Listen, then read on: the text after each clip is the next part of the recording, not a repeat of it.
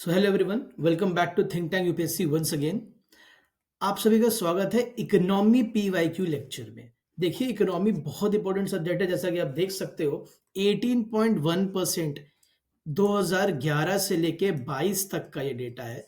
मैंने पिछली वीडियो में भी आपको बताया था पॉलिटी वाले में, पॉलिटी पीवाईक्यू में, कि ये डेटा और ये कंटेंट मैं पीडब्ल्यू से ला रहा हूँ। बहुत अच्छा उनका कंटेंट है, उनकी एक बुक भी आती है, आप उसको भी रेफर कर सकते हैं क्योंकि अगर आप चाहें तो। ठीक है, आपको सोल्यूशन करना है तो हम वहां से उठाते हैं। कंपाइल डेटा है, क्रेडिट जहां ड्यू है वहां देना चाहिए। ओके, तो ये इकोनॉमी का आप देख सकते हैं भारी वेटेज रहा है। 2011 से 22 तक का डेटा है। 23-24 में क्या रहा है वो मैं आपको बता रहा हूँ अलग से।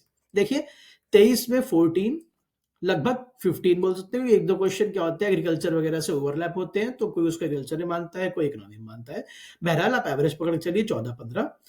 फिर आप 24 में देखेंगे करीब करीब 12 से 13 क्वेश्चन आपको देखने को मिले हैं। ठीक है, अब इसमें एक टॉपिक ऐसा है, दैट इज इन्फ्लेशन। अगर आप केवल इन्फ्लेशन पर्सपेक्टिव से देखोगे ना, चैप्टर से जो बुक में दे रखा है ना, इसमें भी दिखाऊंगा आपको, तो आपको देखने को मिलेगा किसी साल 3 क्वेश्चन पूछ लिया, किसी साल 2 पूछ लिया, किसी किसी साल एक भी नहीं पूछा। बट अगर इन्फ्लेशन आपको पता है ना, आपको इन्फ्लेशन का कॉन्सेप्ट पता है, कैसे वर्क करते हैं इन्फ्लेशन के कॉन्सेप्ट, तो आप फिर ना बेटा सारे बैंकिंग के क्वेश्चंस, है ना, CRR, SLR, repo rate, reverse repo rate, marginal standing facility, standing deposit facility, सब कुछ, even monetary policy, fiscal policy, सब आप सॉल्व करोगे। इन्फ्लेशन के कॉन्सेप्ट से ही बनेगा ये। मैंने जो अपनी रिवाइज इकोनॉमी थ्रू एमसीक्यू जो सीरीज चल रही है, उसके वीडियो पे भी बताया था, इन्फ्लेशन पढ़ाते वक्त पूरा कवर करा रखा है, आप देख सकते हो कि आपको यहां से कॉन्सेप्ट समझना बहुत जरूरी है। ठीक है, ये कॉन्सेप्ट आपको बहुत से क्वेश्चन सॉल्व करेगा from other chapters as well. ऐसे ही पढ़ते हैं इकोनॉमी एक दूसरे से लिंक करके, not only economy, her subject UPSC में। ठीक है, तो आप देखो भारी वेटेज है।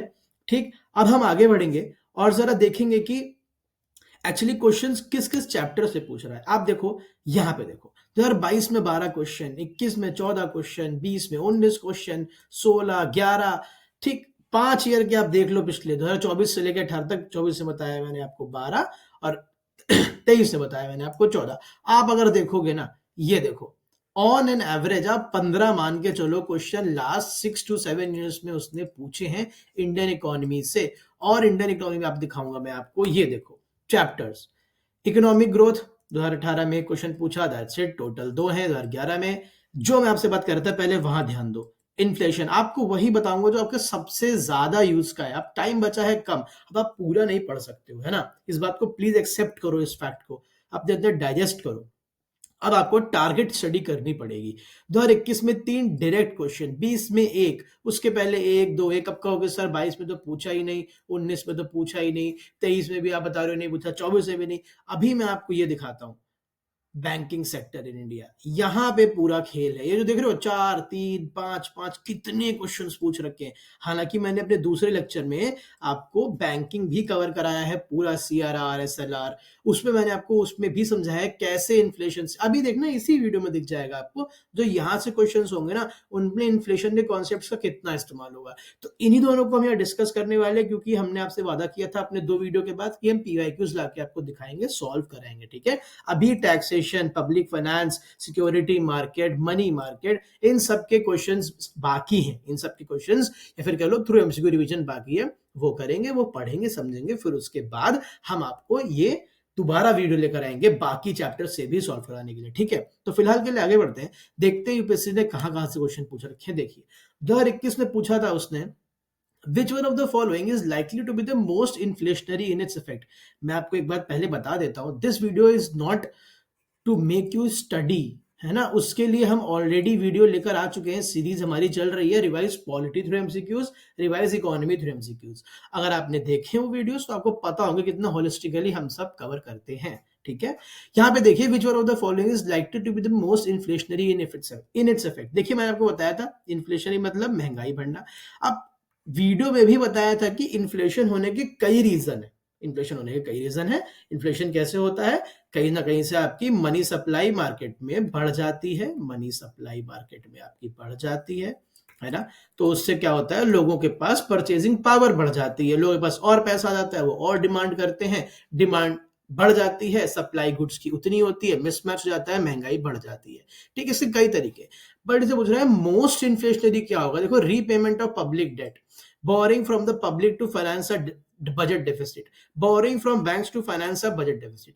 इन सभी में आप देखोगे ना, तो पैसा क्या हो रहा है? पैसा जो है मार्केट में वही घूम के दूसरी तरफ आ रहा है ना? जैसे देखो, repayment of public date, government के पास पैसा है, पब्लिक डेट को वापस कर रहा है वो, तो पैसा गवर्नमेंट से पब्लिक के पास जा रहा है। Okay, borrowing from the public to finance a budget deficit, government ने क्या करा? पब्लिक से बोरो कर लिया पैसा, किससे? पब्लिक से गवर्नमेंट के पास जा रहा है through bonds and any other securities. Borrowing from the bank to finance, मतलब इन तीनों पॉइंट्स आप क्या देख रहे हो? पैसा उतना ही है जो मार्केट में घूम रहा है। क्या ये इन्फ्लेशन नहीं कॉज करेंगे? डेफिनेटली कर सकते हैं, बट यूपीएससी आपसे पूछ रहा है likely to be the most inflationary in its effect. ठीक, अब जो डी पॉइंट है ना, creation of new money to finance a budget deficit, creation of new money, अभी तीनों पॉइंट में मैंने क्या बताया? पैसा एक से दूसरे के पास जा रहा है, उतना ही पैसा जितना है मार्केट में वो घूम रहा है। ठीक है, बट यहां पे आप देखो, क्रिएशन ऑफ न्यू मनी, आप नई मनी प्रिंट कर दे रहे हो, नया छाप दे रहे हो, it is the most inflationary, it is a death bed. ये लास्ट रिजॉर्ट माना जाता है, जब कुछ नहीं बचता है तभी न्यू करेंसी प्रिंट होती है to finance the budget deficit और फिस्कल डेफिसिट और एनीथिंग। ठीक है, तो it is the most inflationary, नई पैसा, नया पैसा, नई करेंसी मार्केट में एंटर कर जाती है, गुड्स की सप्लाई उतनी है, एकदम से पैसा एंटर करेगा, डिमांड बढ़ जाएगी। ठीक है, ये है सबसे ज्यादा, देख रहे हो कॉन्सेप्चुअल क्वेश्चन इन्फ्लेशन से कितना है। आगे देखो, which one of the following is most likely to be taken at a time of an economic recession? Economic recession मतलब मंदी चल रही है। क्या चल रही है बेटा? मंदी चल रही है, मतलब डाउनफॉल आया हुआ है मार्केट में, है ना? डाउनफॉल आया हुआ है तो आप क्या करोगे? मैंने आपको बताया था, जब मार्केट बहुत बूम पे चल रहा होता है इकोनॉमी में, मान लो बहुत ग्रोथ हो रही होती है, इकोनॉमी में ग्रोथ हो रही होती है ना, इकोनॉमी में ग्रोथ हो रही होती है, तब तो सब ठीक है ना? प्लान्ड ग्रोथ हो रही तो सब ठीक है। एक टाइम ऐसा आया जब रिसेशन आ गया, मतलब मंदी आ गई, मार्केट में ग्रोथ नहीं हो रही है, सब कुछ रुक गया है, तो आप क्या करोगे? बेटा देखो, रुकता कैसे? अगर आपने यूएस का ग्रेट डिप्रेशन पढ़ा है 1930s का, तो आपको, हालांकि रिसेशन और डिप्रेशन में बहुत फर्क है, मैं आपको समझाने के लिए बस बता रहा हूँ। डिप्रेशन में अपने पढ़ा था, क्या हुआ था कि डिमांड ही नहीं बची थी मार्केट में। कोई भी इकोनॉमी ग्रो कैसे करती है? जब लोग सामान खरीदते हैं, लोग सर्विसेज एक्वायर करते हैं, लोग पैसा खर्च करते हैं। अगर मार्केट से डिमांड ऑफ गुड्स, इधर सर्विसेज, कुछ भी गायब हो जाएगा, तो इतने भी सप्लायर्स हैं, इंडस्ट्रियलिस्ट हैं, मैन्युफैक्चरर्स हैं, वो चीजें बनाएंगे ही नहीं। वो बनाएंगे नहीं तो लोगों को जॉब्स नहीं मिलेंगी, जॉब्स नहीं मिलेंगी तो ऐसी ही दिक्कत आ जाएगी, मार्केट पूरी ठप पड़ जाएगी। यही हुआ था ग्रेट डिप्रेशन में भी, है ना? सप्लाईज तो थी पर डिमांड ही नहीं थी। तो अब इसको क्या होगा? ऐसा जब रिसेशन आता है ना, तो गवर्नमेंट क्या करती है? गवर्नमेंट डिमांड जनरेट करने की कोशिश करती है। और डिमांड कैसे जनरेट होगी बेटा? डिमांड जनरेट होने का तो एक ही तरीका है, जब लोगों के पास क्या होगा बेटा? पैसा होगा, मनी, है ना? पैसा है तो बड़ी बड़ी बात है। ठीक है, तो पैसा देने के लिए क्या करी गवर्नमेंट? फ्री में सबको बांट नहीं सकती है, फ्री में सबको बांट नहीं सकती है पैसा। ठीक है, तो वो क्या, तब एक कीन्स इकोनॉमिस्ट आए थे ना, मैंने आपसे पूछा भी था, उन्होंने क्या बोला था यूएस वाले टाइम पे जब ग्रेट डिप्रेशन था, कि भाई क्या करो, गवर्नमेंट से गड्ढा खुदवाओ, गड्ढा भरवाओ, मतलब कुछ भी करो गवर्नमेंट, बस आप लोगों को जॉब्स दो जिसके बदले आप उसे पैसा दे पाओ। ठीक है, भले ही वो गड्ढे खुदवा के गड्ढे भरवाने क्यों ना पड़े, तब लोग उसको स्पेंड करेंगे, तब मार्केट में डिमांड जनरेट होगी, तब जो आपके गुड्स पड़े हुए हैं, बिक नहीं रहे, वो बिकना चालू होंगे, इकोनॉमी चल पड़ेगी। अब आ जाओ ऑप्शंस पे। Cut in tax rates accompanied bye an increase in interest rate. नहीं, टैक्स रेट कट करोगे ठीक है, लोगों के पास पैसा ज्यादा रहेगा, लेकिन अगर इंटरेस्ट रेट में इंक्रीज कर दोगे तो लोग कैसे पैसा फिर ले पाएंगे? बैंक्स अगर इंक्रीज रेट पे पैसा देंगी तो लोग बोरो ही नहीं करेंगे, गलत हो गया। और इकोनॉमिक रिसेशन से निकलने के लिए आपको क्या चाहिए? आपको चाहिए लोग पैसा खर्च करें।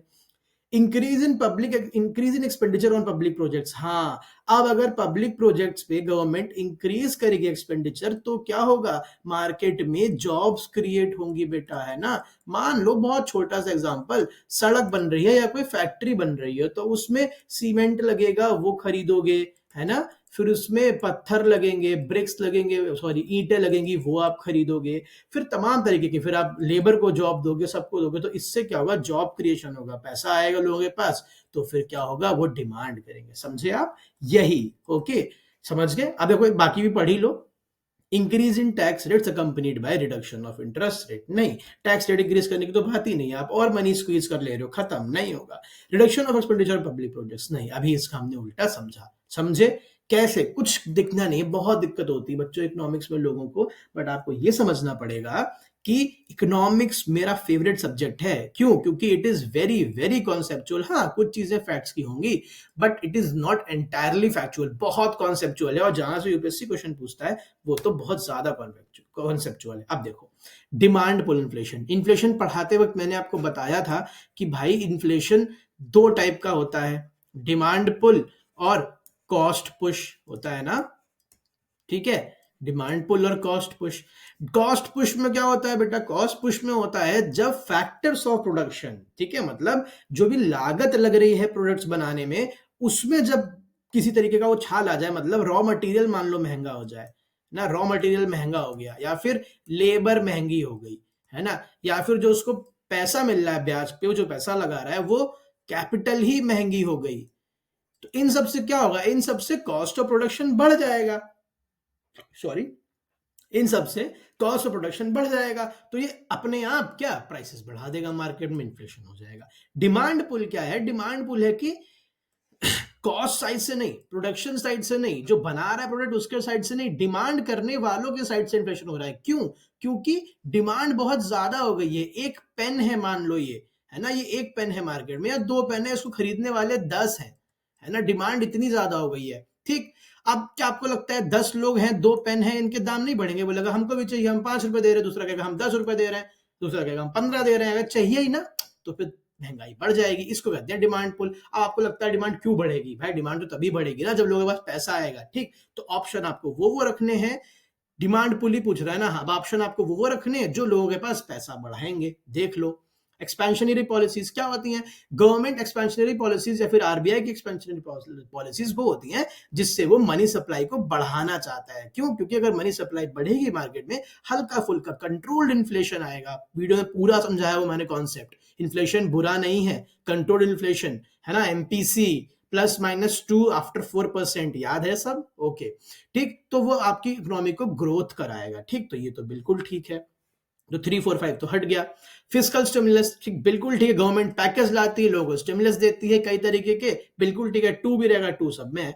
हायर परचेजिंग पावर, ये बिल्कुल ठीक है ना। अब देखो 4 कहाँ नहीं है, मतलब 1, 2 और 4 होना ही चाहिए, तो यहाँ ये तो नहीं होगा, बिल्कुल नहीं होगा, ठीक। अब ये मान के चल रहा हूं आपने ये पहली बार सुना है, आपको ये नहीं आता है, अब इसलिए समझा रहा हूं आपको, ठीक। अब राइजिंग इंटरेस्ट रेट नहीं, अगर इंटरेस्ट रेट राइज करेगा तो लोगों को लोन्स महंगे मिलेंगे, सस्ते मिलेंगे? महंगे मिलेंगे। तो मनी सप्लाई बढ़ नहीं रही है, यहाँ मनी सप्लाई कम हो रही है, तो 5 तो गलत हो गया, आंसर आपको मिल गया। आपको 2, 3 नहीं आता था, 3 नहीं आता था, फिर भी आपको आंसर मिल गया। आप समझ रहे हो? हालांकि मैं आपको बता देता हूं इन्फ्लेशन इंडेक्सिंग बॉन्ड वेजेस क्या है। इन्फ्लेशन इंडेक्सिंग वेजेस ये है कि वेजेस को इन्फ्लेशन के अकॉर्डिंग इंडेक्स कर दिया जाता है, मतलब इन्फ्लेशन जैसे बढ़ता है घटता है उस हिसाब से वेजेस को बढ़ाया घटाया जाता है, ठीक है। इसमें तो आप देख रहे हो मनी सप्लाई बढ़ने का कोई सीन ही नहीं है। ओके, समझ गया? चलो, अच्छा आया WPI CPI। जब मैं पढ़ा रहा तब मैंने आपको इस पे 3-4 MCQs कराए थे, पूरा WPI CPI का कंपैरिजन आपको मैंने बता दिया था, सब बता दिया था।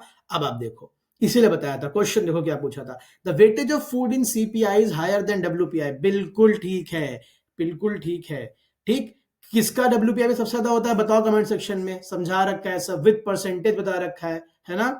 WPI does not capture changes in prices of services which CPI does, absolutely true. WPI केवल गुड्स में डील करता है, CPI गुड्स एंड सर्विसेज दोनों में डील करता है।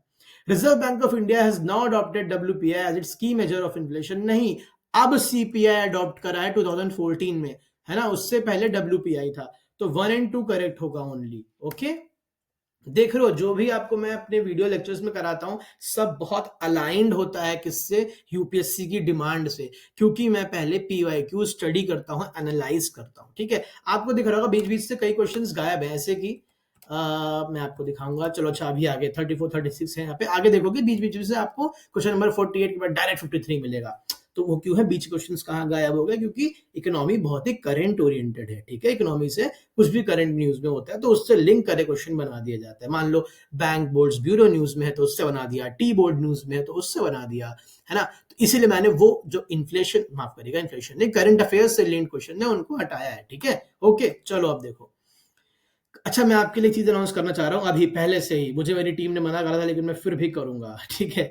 मैं आपके लिए क्या कर रहे हैं थिंक टैंक की team, current affairs course design कर रहा है, करंट अफेयर्स कोर्स डिज़ाइन कर रहा है, जो क्या करेगा, जो सब्जेक्ट वाइज़ बेटा, सब्जेक्ट वाइज़ आपको लास्ट 1 ईयर के करंट अफेयर्स रिवाइज कराएगा, पढ़ाएगा थ्रू एमसीक्यू फॉर्मेट, जो हमारी यूएसपी है। आपको पता होगा एमसीक्यू फॉर्मेट हमारी यूएसपी है। हम ज्यादा सब्जेक्ट्स एमसीक्यू फॉर्मेट से क्या करना चाहते हैं, कवर करना चाहते हैं, because we are here to make you exam ready. आपको पढ़ाना तो है ही, बट आपको एग्जाम रेडी बनाना है, ठीक है, ज्ञानी नहीं बनाना है। ठीक, पढ़ तो लेते हैं पर उसको जब एग्जाम में एमसीक्यू फॉर्मेट में आता है तब सॉल्व नहीं कर पाते, एक वर्ड से घूम जाते, ध्यान नहीं देते, तो उसकी प्रैक्टिस करवानी है आपको। ठीक, तो करंट अफेयर्स भी हम क्या कर रहे हैं, किसमें, एमसीक्यू फॉर्मेट में ही लेकर आ रहे हैं। जो हमारी वीडियो का पैटर्न होगा वो ये होगा कि polity, economy, science and tech, environment, इन 4 सब्जेक्ट्स पे हम क्या करेंगे बेटा, फोकस करेंगे।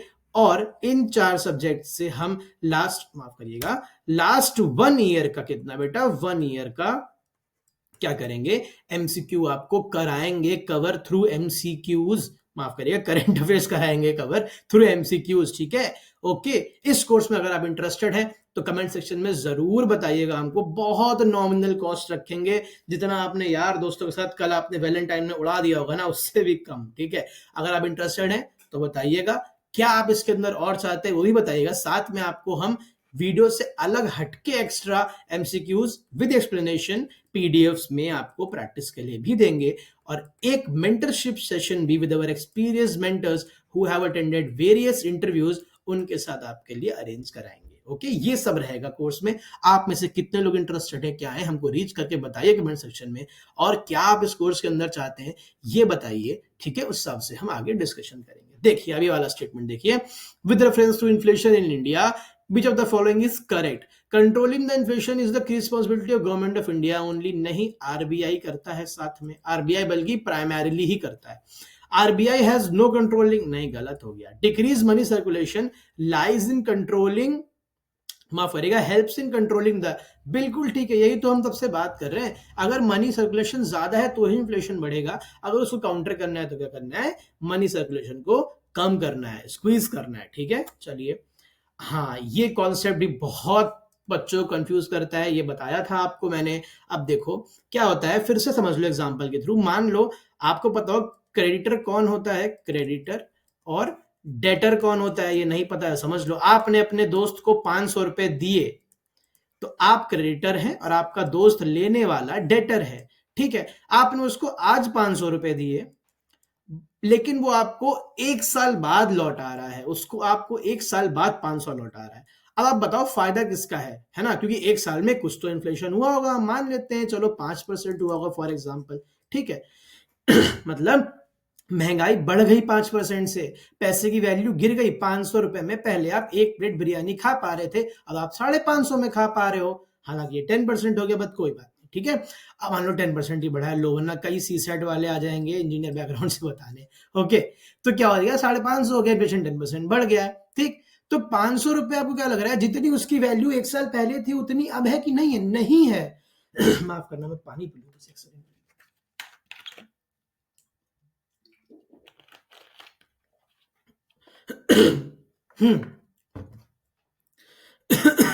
ठीक है। तो फिर अब देखो किसका फायदा हो रहा है, डेटर का फायदा हो रहा है, क्रेडिटर का नुकसान हो रहा है, क्योंकि उसको उसके 500 रुपए 1 साल पहले जो दिए थे, जो अब मिल रहे हैं, उनकी सेम वैल्यू नहीं है, ठीक। अब देखो, इन्फ्लेशन बेनिफिट्स द डेटर्स, बिल्कुल ठीक है, अभी समझाया, ठीक है।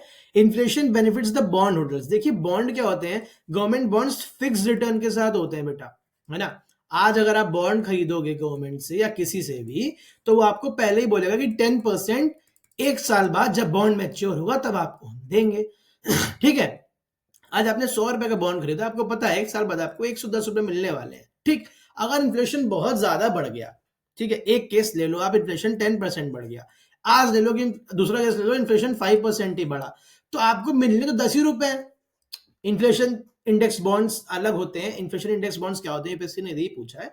वो होते हैं ऐसे बॉन्ड जिनको इन्फ्लेशन के अकॉर्डिंग इंडेक्स करके, मतलब एडजस्ट करके रिटर्न्स को दिया जाता है। बट यहाँ बात इन्फ्लेशन इंडेक्स बॉन्ड्स की नहीं हो रही है, केवल बॉन्ड्स की हो रही है। तो आपको क्या लगता है, इन्फ्लेशन अगर 5% बढ़ा कि 10% बढ़ा, आपको मिलने 10 ही रुपए हैं। तो जब ज्यादा इन्फ्लेशन बढ़ जाएगा, महंगाई ज्यादा बढ़ जाएगी, तब आपका नुकसान है। तो बेनिफिट नहीं करता है बॉन्ड होल्डर्स को, नुकसान पहुंचाता है। ओके, तो आंसर क्या हो जाएगा, 1 ओनली। करेक्ट पूछ रहा है, ठीक है बच्चों। ओके चलो, with reference to the Indian economy, consider the following statements. If the inflation is too high, RBI is likely to buy government securities. बहुत अच्छे समझो इस कॉन्सेप्ट को। गवर्नमेंट सिक्योरिटीज क्या होती हैं, मान लेते हैं ट्रेजरी बिल्स, बॉन्ड्स एक्सेट्रा। हम बॉन्ड से समझ लेते हैं गवर्नमेंट सिक्योरिटीज, ठीक है। बॉन्ड्स जब मार्केट में आरबीआई सेल करता है ऑन बिहाफ ऑफ गवर्नमेंट, तो जब बॉन्ड्स मार्केट में देगा, बदले में क्या लेगा, पैसा लेगा। और अगर जिस दिन बॉन्ड मैच्योर हो गया उस दिन बॉन्ड लोगों से वापस खरीदेगा, तो उनको क्या देगा, बदले में पैसा देगा। मतलब बॉन्ड्स को खरीदने या बेचने से मनी सप्लाई को कंट्रोल किया जा सकता है, बिल्कुल करा जा सकता है। आज मनी सप्लाई बहुत ज्यादा है। गवर्नमेंट ने क्या बोला, गवर्नमेंट ने बहुत ही हाई रिटर्न के साथ बॉन्ड, गवर्नमेंट बोली कि we will give you 15% return, हमारे बॉन्ड्स खरीदिए। तो आप क्या सोचोगे, यार 15% रिटर्न तो किसी एफडी में भी नहीं मिल रहा है, चलो हम क्या करते हैं, गवर्नमेंट का है, सिक्योरिटी बहुत है, खरीद लेते हैं इस बॉन्ड को। ठीक है, आप इस बॉन्ड को खरीद लोगे तो वो क्या, आपका जो पैसा जो आप खर्च करते हैं मार्केट में, अब वो पैसा कहां चला गया, लॉक इन हो गया है 1 साल के लिए गवर्नमेंट के पास। ठीक, तो गवर्नमेंट ने क्या करा, बड़े शानदार तरीके से आपको इन्फ्लेशन से बचा लिया, क्योंकि आप पैसा मार्केट में खर्च करते, डिमांड जनरेट करते, इन्फ्लेशन बढ़ता। ठीक, अब देखो, अभी दूसरा केस क्या है, इसका उल्टा करो कि अगर मार्केट में क्या हो रहा है, भाई पैसा है ही नहीं, रिसेशन चल रहा है, तो गवर्नमेंट के पास जो भी बॉन्ड्स है ना, लोगों को दे रखे, गवर्नमेंट लोगों से बोलेगी, आरबीआई माफ करिएगा, आरबीआई लोगों से बोलेगा, लोगों लाओ बॉन्ड्स वापस दो और हमसे पैसा ले जाओ, है ना। क्यों, क्योंकि उसको मार्केट में पैसा डालना है। अब स्टूडेंट पढ़ो, इन्फ्लेशन इज टू हाई, मतलब मनी सप्लाई बहुत बढ़ी हुई है, तो ऐसे में आरबीआई बॉन्ड खरीदेगा कि बेचेगा, बेचेगा भाई, जिससे कि वो पैसा स्क्वीज कर पाए। गलत हो गया बाय, है ना, अभी पूरा कॉन्सेप्ट समझाया। अब तो अगर ये गलत हुआ, देखो सीधा खट खट खट आंसर मिल गया 2 and 3। बहरहाल मैं समझा देता हूं आपको, हम यहाँ पे समझने में तो आए। If the rupee is rapidly depreciating, अब देखो रुपी रैपिडली डिप्रिशिएट हो रहा है, रुपी की वैल्यू गिर रही है, RBI is likely to sell dollars in the market. देखिए, अगर क्या नाम है, रुपए की वैल्यू बहुत ज्यादा गिर रही है, तो आरबीआई मार्केट में डॉलर सेल करेगा कि बाय करेगा? अरे भाई सेल करेगा। क्यों? क्योंकि रुपए की वैल्यू गिर रही है, तो रुपीस की जो मार्केट में सप्लाई है उसको कम करना है, डॉलर सेल करेगा, रुपी खरीद लेगा बदले में। ठीक है, करेक्ट हो गया। If interest rate in the US और EU were to fall, that is likely to induce RBI to buy dollars. इसको ना आप उल्टा करके समझो। याद होगा बचपन में क्वेश्चन होता था 10th क्लास में, 9th क्लास में, मैथ्स में याद है मुझे, prove that under root 5 is irrational. तो उसको हम लोग उल्टा करके नहीं पढ़ते थे, suppose that under root 5 is rational, फिर सॉल्व करते थे, फिर एंड में लिखते थे hence this is not true, hence under root 5 is irrational. याद है ना, सेम कॉन्सेप्ट। देखो, इसको उल्टा करके पढ़ो, इजी हो जाएगा।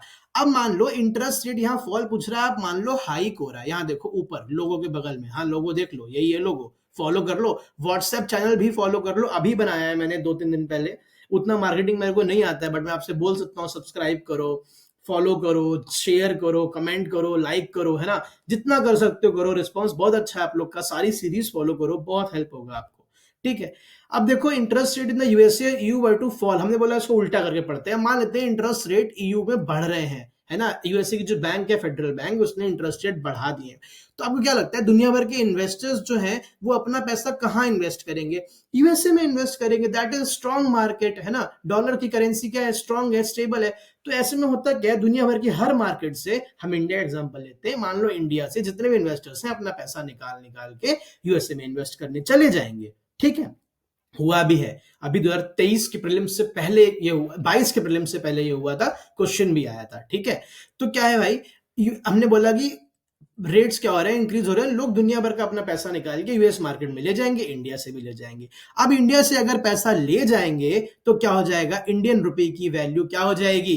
ठीक, इंडियन रुपए की वैल्यू बेटा गिर जाएगी। ठीक है, अब अगर इंडियन रुपए की वैल्यू गिर जाएगी तो आरबीआई क्या करेगी, आरबीआई मार्केट में डॉलर सेल करेगी, जिससे कि फिर यही बात, रुपए की वैल्यू स्क्यूज बोल रहा हूं, स्क्वीज कर पाए और रुपए की वैल्यू बढ़ा पाए। बोलोगे सर क्यों गिर जाएगी वैल्यू? अरे भाई अगर लोग अपना यहाँ से जितना भी उनका शेयर है वो बेच के जाएंगे तो मनी सप्लाई बढ़ेगी ना मार्केट में।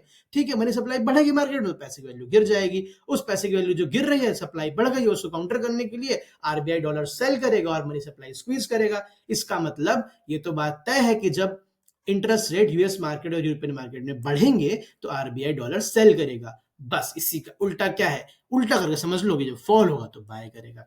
समझ गए है ना? एग्जैक्टली ये मैंने आपको उल्टा करके समझाया क्योंकि आपको मैंने यहाँ पे पॉइंट समझाया कि आरबीआई सेल क्यों कर रहा है। ठीक है, उसी से समझ लो। तो 2 और 3 करेक्ट हो गए, समझ गए आप। चलिए आगे बढ़ते हैं।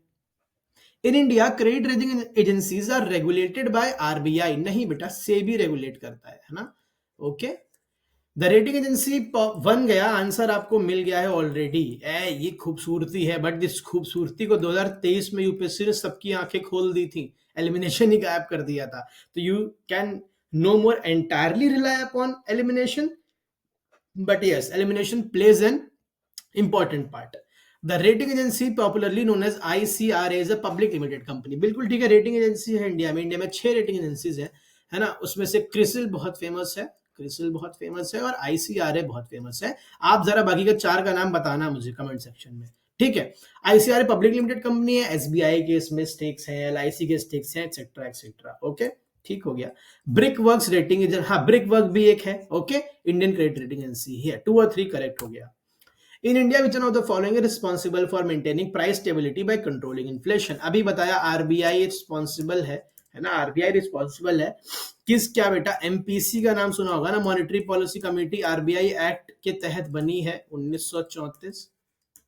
बिल्कुल ठीक है। Okay, the governor of the reserve Bank of India appointed by the central government. बिल्कुल ठीक है, गवर्नर भी और डेप्यूटी गवर्नर भी क्या होते हैं, सेंट्रल गवर्नमेंट ही एम्प्लॉय करता है under the provisions of RBI act 1934 which established RBI.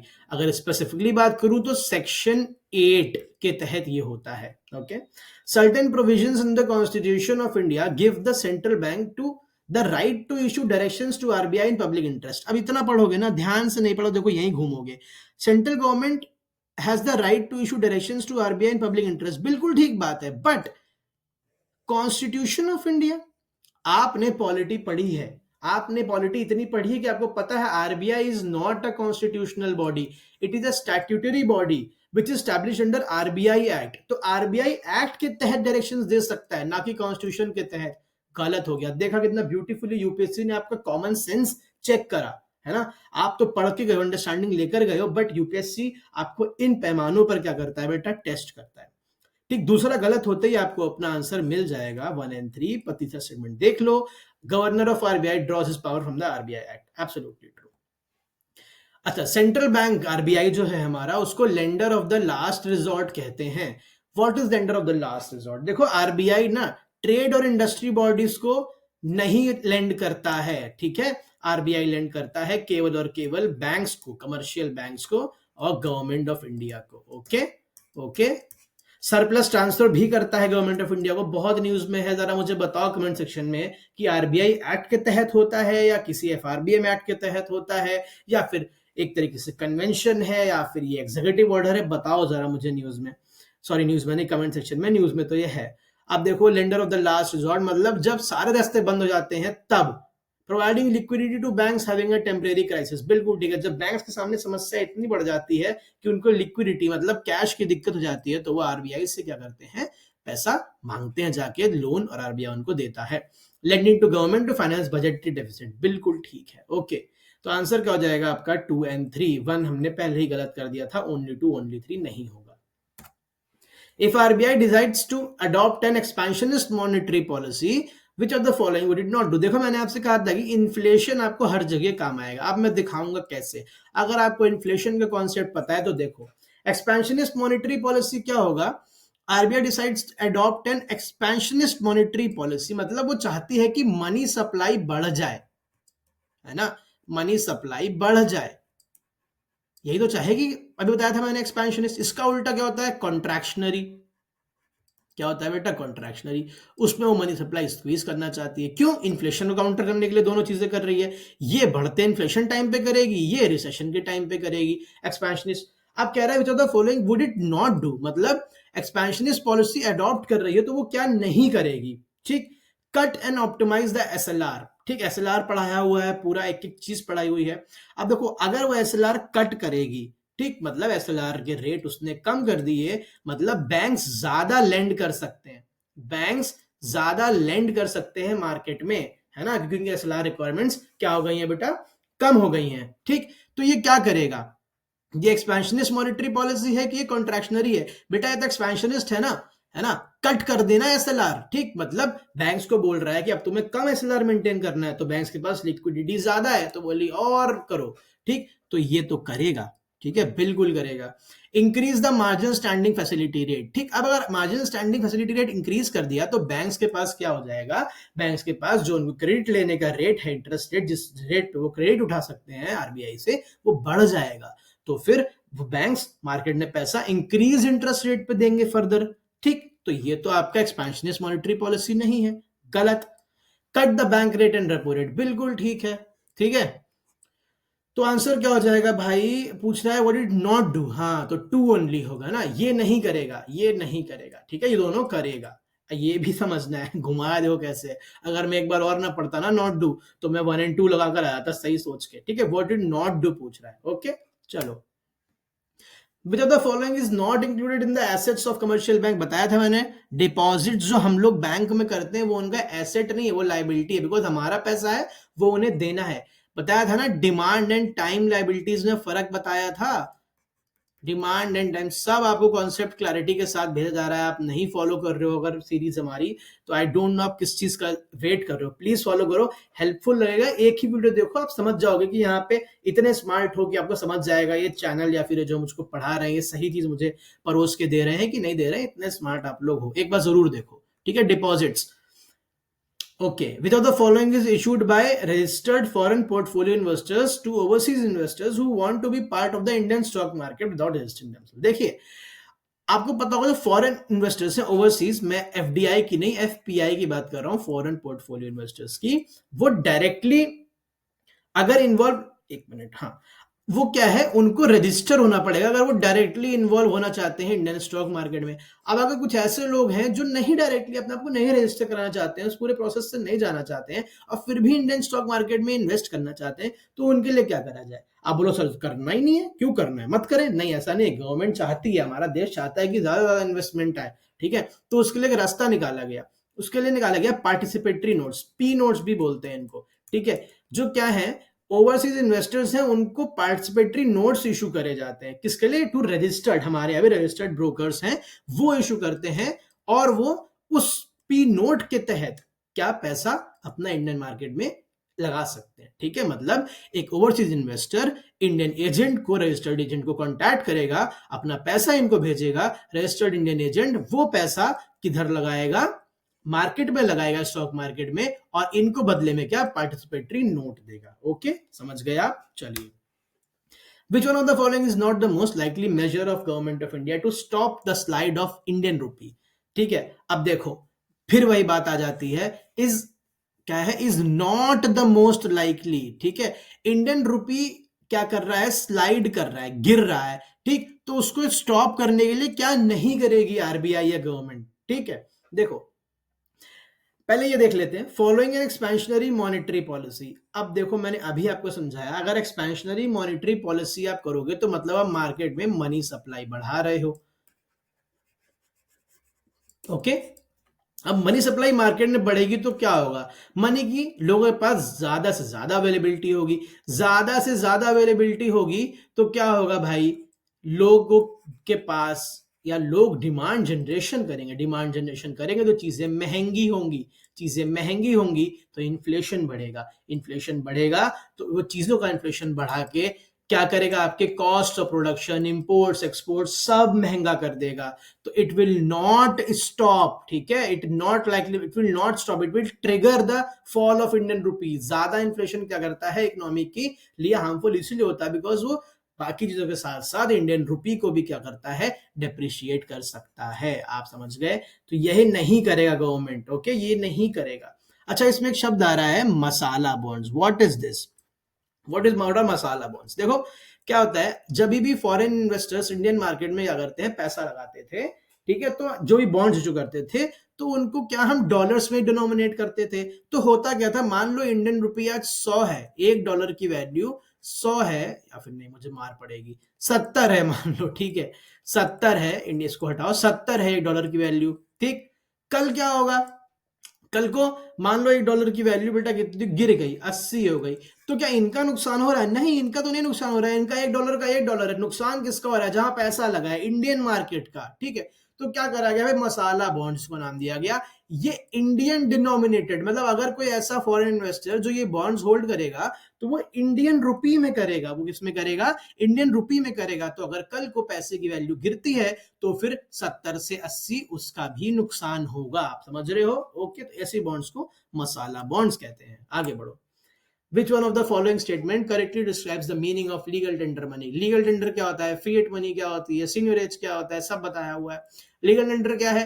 500 रुपए का नोट की असली वैल्यू क्या है भाई, कितने बन जाता होगा, 1 2 3 रुपए में, 500 में थोड़ी बनता होगा। ये 500 रुपए का नोट 500 रुपए की वैल्यू कहां से ला रहा है? Because it is guaranteed by some issuer. In Indian case कौन? आरबीआई गारंटी देता है। तो ये लीगल टेंडर कौन सी मनी होती है? Which is guaranteed by law और by some issuing authority. Okay, तो क्या हो जाएगा? The money which is tendered in courts of law to defray the fee of legal cases. अब money which a creditor is under compulsion to accept in settlement of claim, यही है। Okay, the creditor मतलब अगर आपने अपने दोस्त को कोई भी पैसा दिया है उधार, कल को वो आपको क्या करेगा, अगर वो आपको इंडियन रुपी में वापस कर रहा है तो आपको एक्सेप्ट करना पड़ेगा। आपने उसको 2000 का नोट दिया, कल को वो 500 के 4 नोट दे रहा है आपको, आप बोलोगे नहीं मैं तो 2000 का ही नोट लूंगा। नहीं, लीगली आपको लेना पड़ेगा। बिकॉज 500 रुपये का भी नोट जो है वो हमारे क्या क्या है, हमारे देश में लीगल टेंडर है, आप समझे, तो आपको लेना ही पड़ेगा। ठीक है, this is it is backed by the government, backed by RBI. The establishment of payment bank is being allowed. Payments bank बहुत न्यूज में था उस समय, तब ये आया था क्वेश्चन, हालांकि अभी भी न्यूज में है क्योंकि पेटीएम का क्या केस चल रहा है आपने वो देखा। Okay, Paytm payments bank US news में है, इसको प्लीज समझिए, पढ़िए। Mobile phones companies and supermarket chains are owned and controlled by residents are eligible to be promoters of payments bank। बिल्कुल ठीक है, जनरिक स्टेटमेंट है, पता होगा आपको। एयरटेल पेमेंट्स बैंक है, पेटीएम पेमेंट्स बैंक है, etcetera etcetera. Payments bank can issue both credit card and debit card. बताया था ये क्या, लेंडिंग एक्टिविटीज नहीं कर सकते हैं, लोन्स नहीं दे सकते हैं, डिमांड लाइबिलिटीज तो रख सकते हैं, टाइम लाइबिलिटीज नहीं रख सकते हैं। मतलब एफडी, आरडी ये सब नहीं रख सकते हो। पूरा समझाया हुआ है पिछले वीडियो में क्या होती है टाइम लाइबिलिटीज। तो ये क्रेडिट कार्ड भी नहीं इशू कर सकते बिकॉज ये लोनिंग एक्टिविटीज नहीं कर सकते हैं, गलत हो गया। डेबिट कार्ड इशू कर सकते हैं, can not undertake loan lending activities. ठीक है, अभी समझाइए। तो आंसर क्या हो जाएगा भाई आपका 1 and 3 ओनली। ओके ओके, चलो। When the RBI reduces the statutory liquid ratio by 50 basis points। अब बच्चे क्या करेंगे ना, यहीं पे घूम जाएंगे, यार 50 basis points ये क्या पढ़ लिया, सर ने पढ़ाया नहीं था, कैलकुलेशन कैसे करूं? अरे बंद करो बकवास, नहीं होना है ये। इधर देखो, बस इतना concept, reduces the statutory liquidity ratio. SLR reduce कर दे रहा है, बस इतना ध्यान में रखो। 50 बेसिस पॉइंट कर रहा है कि 20 बेसिस पॉइंट कर रहा है, उससे क्या मतलब है? ये तुमको डराने के लिए दे रहा है, क्या नाम है, UPSC. Which of the following is likely to happen? SLR के गिरने से India's GDP rate increases drastically. Foreign institutional investors may bring more capital. Scheduled commercial banks may cut their lending rates. अब पहले तो तुम्हारे दिमाग में पिक्चर बन जानी चाहिए, एसएलआर घट, पूरी वाली जो मैंने साइकिल बताई थी वो दिमाग में घट से आनी चाहिए।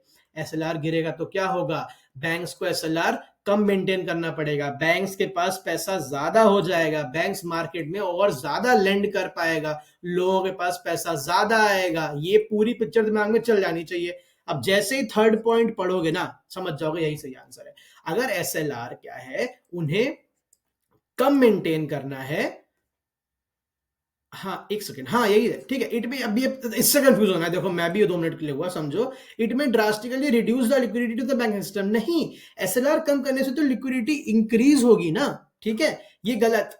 Foreign institution may bring more capital into our country, नहीं, इससे कहां एसएलआर का लेना देना है। India GDP growth rate increases drastically, no, ऐसा कुछ कंपल्शन नहीं है, इट मे इंक्रीज, ठीक है। एसएलआर कम हो गया, इन्फ्लेशन यहाँ पे आप अगर एसएलआर कम हो जाएगा, बैंक्स क्या कर पाएंगे, पैसा मार्केट में दे पाएंगे, मार्केट में पैसा आएगा, लोग डिमांड जनरेट करेंगे, इन्फ्लेशन बढ़ेगा। अगर कंट्रोल्ड इन्फ्लेशन है तो जीडीपी ग्रोथ रेट बढ़ेगा। अगर इन्फ्लेशन आउट ऑफ कंट्रोल हो गया तो इट इज नॉट नेसेसरी कि जीडीपी ग्रोथ रेट क्या हो, बढ़े drastically. Okay, but third point is correct, scheduled commercial banks में कट देयर लेंडिंग रेट्स, बिल्कुल ठीक है। ओके, बिकॉज उनकी एसएलआर रिक्वायरमेंट्स क्या हो गई हैं, कम हो गई हैं। ओके, चलिए आगे बढ़ते हैं।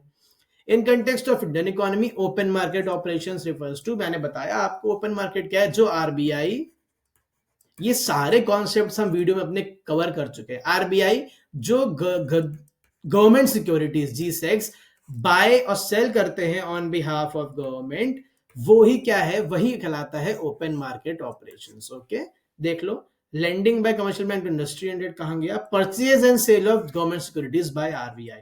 ओके, समझ गए आप, क्लैरिटी है, बिल्कुल ठीक है। अच्छा, आप थैंक यू हो गया है, ठीक। बट आपके क्या काम है, आपके काम है कि आप revise polity and economy through MCQs देखो, पूरा स्मार्ट बोर्ड पे अच्छे से पैटर्न पे मैंने आपको करा रखा है एमसीक्यूज के थ्रू। ओके, ये पूरी सीरीज कवर कराएगी आपको पॉलिटी एंड इकोनॉमी, उसके बाद हम हिस्ट्री करेंगे, ठीक। उसके अलावा जो मैंने करंट अफेयर्स कोर्स की बात करी है आपसे, उसके बारे में अपने व्यूज बताइए, हम आप ही से फीडबैक लेना चाहते हैं, आप क्या क्या चाहते हैं उस कोर्स में, ठीक है। ये दो बातें आपको बतानी है, और आपको थिंक टैंक यूपीएससी का व्हाट्सएप चैनल भी ज्वाइन कर लेना है। ओके, सर्च करिए थिंक टैंक यूपीएससी, या मैं जो लिंक है डिस्क्रिप्शन में डाल दूंगा, उससे आप ज्वाइन करिएगा प्लीज। बाकी के वीडियोस के पीवाईक्यू हम लेकर आएंगे जैसे ही हम थर्ड लेक्चर इकोनॉमी का लाइव करेंगे। ओके, समझ गए, चलिए, thank you so much, we will meet again.